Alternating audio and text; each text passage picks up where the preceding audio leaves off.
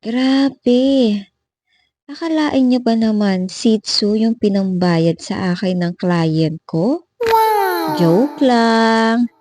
Siyempre hindi. Sa totoo lang, hindi ko rin alam kung bakit sa akin pinagkatiwala ng client ko itong puppy na 'to.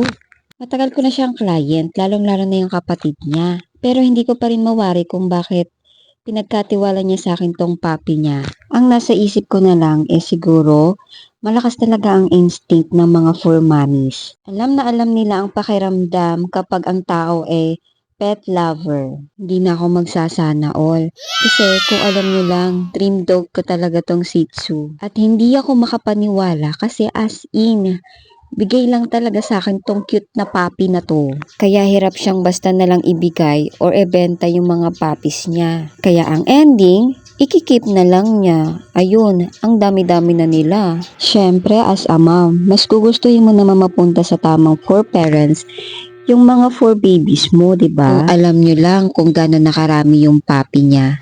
Kaya ate, thank you so much for trusting me this puppy.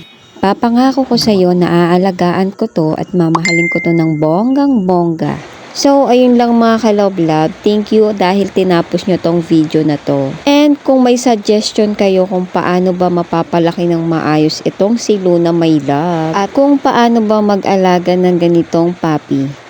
So, ayun lang mga my loves. Bye-bye!